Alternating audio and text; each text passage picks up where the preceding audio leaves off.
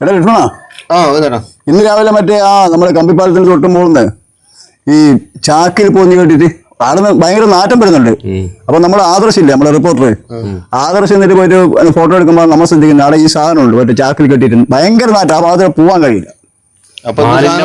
മാലിന്യമുക്ത എന്നാണ് കേരളം പോട്ട് പോട്ടെ പഞ്ചായത്ത് അങ്ങനെ പറയാൻ പാടില്ല. ഒരു വ്യക്തി ഞാനിപ്പോ ചാക്ക് കെട്ടിട്ട് ഒരു സാധനം കൊണ്ട് വേസ്റ്റ് കളഞ്ഞു, പഞ്ചായത്ത് എന്ത് വെച്ചു? കഴിഞ്ഞ ദിവസം നിങ്ങൾക്കറിയോ, പുഴയിൽ വെള്ളം കയറിയപ്പാട് കുറെ ചാക്ക് കെട്ടുകൊണ്ട് കുറെ വേസ്റ്റ് കുറെ സാധനം ഒരുത്തം കോലുവള്ളിന്ന് കൊണ്ടിട്ട് പുഴയിലിട്ടു. അവനെ പിടിച്ചു, 15,000 രൂപ ഫൈൻ അടിച്ചു. നിങ്ങൾക്ക് വേറൊരു കഥ അറിയോ? ഫൈൻ അടിക്കാൻ വേണ്ടി മാത്രം പഞ്ചായത്തിൽ ഒരാളെ പോസ്റ്റ് ചെയ്തിട്ടുണ്ട്. എനിക്കറിയാം. ഇപ്പം ചെറുപുഴയിലെ ആ മുടി കുറച്ച് കുറവുള്ള ഒരാളല്ലേ, ഒരു ഹെൽത്ത് ഇൻസ്പെക്ടർ ഉണ്ട്. ഹെൽത്ത് ഇൻസ്പെക്ടർമാരെന്ന് പറഞ്ഞിട്ട് പുതിയ പോസ്റ്റിംഗ് ആണ്. അവരാണ് ഫൈൻ അടിക്കാൻ മാത്രം. അവര് പാഞ്ഞു നടക്കുന്നുണ്ട് കേട്ടോ ഓരോ സ്ഥലത്ത്. പക്ഷെ പണിയെടുക്കുന്നുണ്ട്, ചത്തു പണിയെടുക്കുന്നുണ്ട്.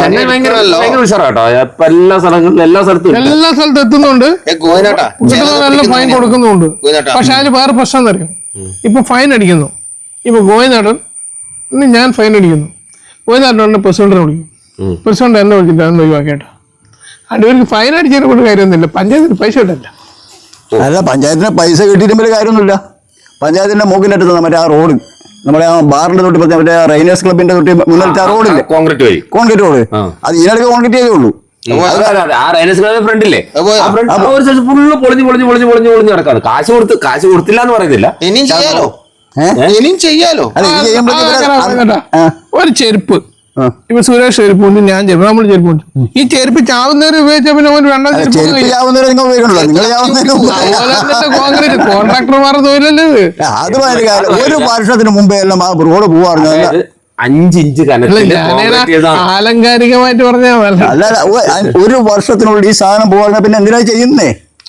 അല്ല, ഞാൻ പറയുന്നത് കേട്ടെ, ചില കാര്യങ്ങള് അപ്പം നമ്മള് ഒരുപാട് പ്രാവശ്യം ചർച്ച ചെയ്ത അപ്പുറത്തെ ആ റോഡ്, പിന്നെ ഇപ്പൊ നല്ല വഴിയാണ്, കുഴപ്പങ്ങളൊന്നുമില്ല. ചില കാര്യങ്ങള് ഒന്നെങ്കിൽ കോൺട്രാക്ടർമാരെ, ഒന്നെങ്കിൽ നമ്മുടെ ഭരണസമിതികളോ ശ്രദ്ധിക്കാതെയോ, അല്ലെങ്കിൽ കോൺട്രാക്ടർമാർക്ക് കാരണം കർക്കശമായിട്ട് ഇങ്ങനെ ചെയ്യണോ എന്ന് പറയാനുള്ള ആർജവം അവിടെ ഇരിക്കുന്നവർക്കുണ്ടോ എന്നുള്ളതാണ്. അങ്ങനെ അതാണ് എന്നുള്ളതാണ്. അല്ല, പിന്നെ എന്തിനാ നമ്മൾ പഞ്ചായത്ത് തെരഞ്ഞെടുപ്പ് വെച്ചിട്ട് ഈ അന്നവരുടെ ഉദ്യോഗസ്ഥരെ മാത്രം വെച്ചാൽ പോരെ? പിന്നെ എന്തിനാണ് നമ്മൾ തെരഞ്ഞെടുത്തൊരു ഭരണസമിതി അവിടെ ആക്കി? ഒരു പ്രാവശ്യം പഞ്ചായത്ത് പ്രസിഡന്റ് ഉണ്ടായി കഴിഞ്ഞാൽ അതോടെ അവസാനിക്കുന്നില്ല. അടുത്ത പ്രാവശ്യം കിട്ടണമെങ്കിൽ ഇവർ സോപ്പിട്ട് കൈമ കൊണ്ടു കൊടുക്കണം. അധികാരം മാത്രം നോക്കിയിട്ട് കാര്യമില്ല. അധികാരം മാത്രം നോക്കുന്നല്ലോ, അത് അങ്ങനെയല്ല. ആര് ഭരിച്ചാലും നമുക്ക് കുറച്ച് ചെയ്യേണ്ട കാര്യങ്ങൾ കുറച്ചുണ്ട്.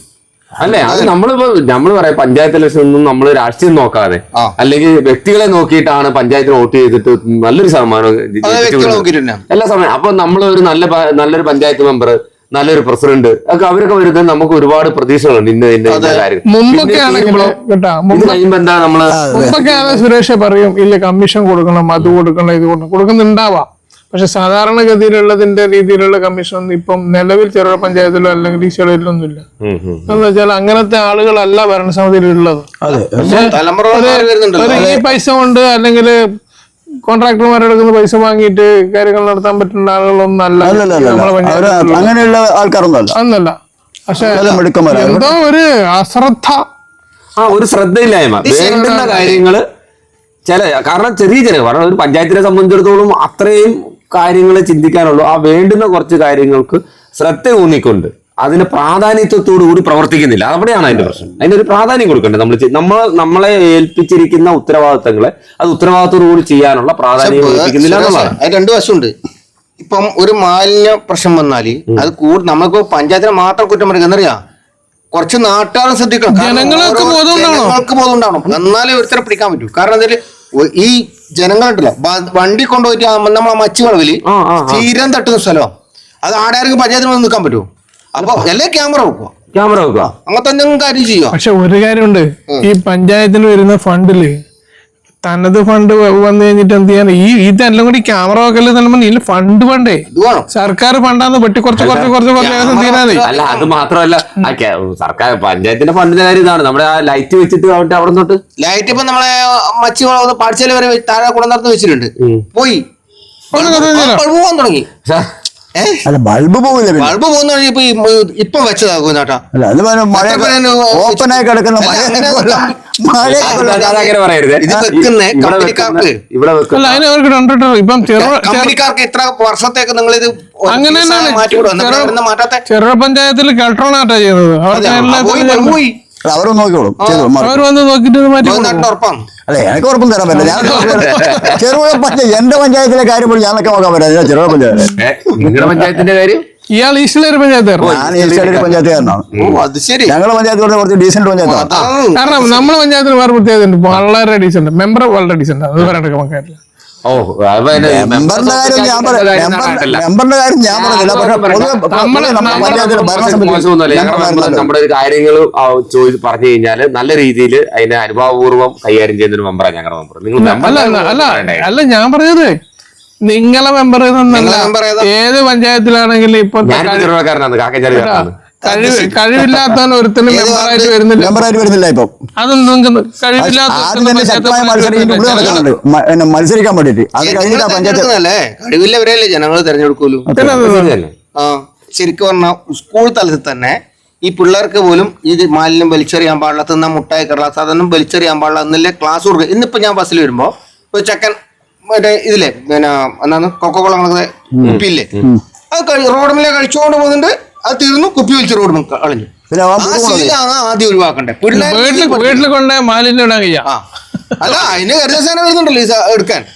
ഓരോ വീടും മാലിന്യം ഞാൻ പറയാം, നമ്മുടെ ഹരിതകർമ്മസേനയുടെ പ്രവർത്തനം വളരെ വളരെ നല്ല വളരെ മെച്ചമാണ്. പറഞ്ഞറിയിക്കാൻ വയ്യാത്ത ആത്മാർത്ഥമായിട്ട് അവര് കാണിക്കുന്ന ആത്മാർത്ഥത 10 ബാക്കിയുള്ളവർ കാണിച്ചു കഴിഞ്ഞാൽ, അതായത് വീട്ടുകാരും ചെയ്ത് കഴിഞ്ഞാലുണ്ട് 10 കഴിഞ്ഞാൽ നമ്മുടെ നാട്ടിൽ മാലിന്യമേ ഉണ്ടാവും. അത്രയാണ്. കാര്യങ്ങൾക്കെല്ലാം ജനങ്ങൾ ബോധവൽക്കരണം ആവട്ടെ. തീർച്ചയായിട്ടും അത്രേ നമുക്ക് പറയാനുള്ളൂ. ആ കൂടെ നമ്മളും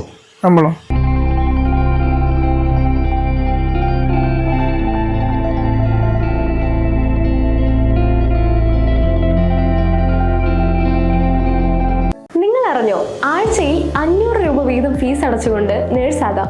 100% ജോലി ഉറപ്പോടുകൂടി. 1/4 നൂറ്റാണ്ടിന്റെ വിജയത്തിളക്കവുമായി saint Mary's nursing college Cherupuzha.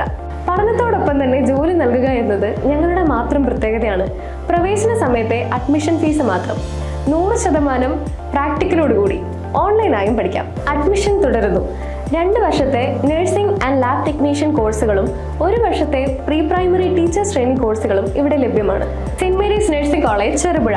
Phone number 9446007032 9947771550 860689797907.